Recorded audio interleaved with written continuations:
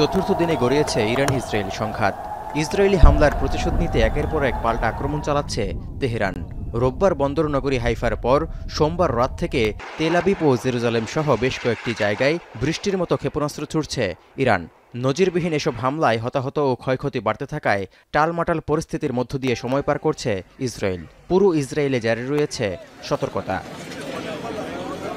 খোদ ইসরায়েলের সেনা প্রধানও স্বীকার করেছেন, ইরানে চালানো হামলার জন্য যে এভাবে মূল্য দিতে হবে তা আগে থেকেই জানা ছিল তাদের। এই অবস্থায় জনগণকে সতর্ক থাকার আহ্বান জানিয়েছে ইসরায়েলি সেনাবাহিনী। হুমকি দিয়েছে আক্রমণ আরও জোরালো করার। ההגנה לעורף שלנו היא חלק משמעותי במערכה. כפי שאמרתי לכם בתחילת הדרך, יהיו אירועים קשים. אנחנו נמצאים בעיצומו של אתגר שונה מזה שהורגלנו אליו. ידענו שיהיו מחירים. সংঘাতের সময় নিরাপত্তার দিক বিবেচনায় ফিলিস্তিনিদের অধিকৃত অঞ্চল ও ইসরায়েলের গুরুত্বপূর্ণ এলাকা ছেড়ে যেতে সাধারণ ইসরায়েলিদের সতর্ক করেছে ইরান। هشدارهای پیش رو برای روزهای آینده شما. سرزمین‌های اشغالی را ترک کنید.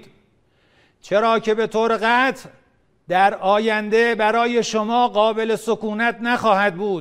ইসরায়েলি আক্রমণেও বাড়ছে প্রাণহানি ও ক্ষয়ক্ষতি।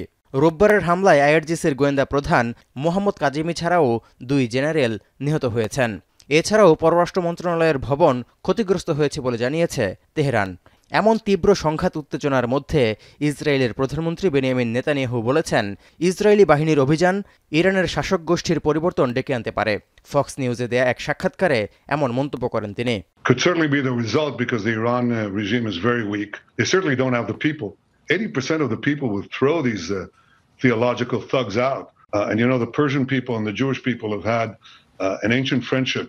Goes back to the times of Cyrus the Great. That could happen again. সংঘাত উত্তেজনা কমাতে যুক্তরাষ্ট্র কোনো ভূমিকা নিচ্ছে কিনা সাংবাদিকদের এমন প্রশ্নের জবাবে মার্কিন প্রেসিডেন্ট ডোনাল্ড ট্রাম্প বলেছেন, কখনো কখনো যুদ্ধ করেই সমস্যার সমাধান করতে হয়। তবে ইরান ইসরায়েল চুক্তিতে পৌঁছাবে বলেও আশা প্রকাশ করেন তিনি। Well, I hope there's going to be a deal.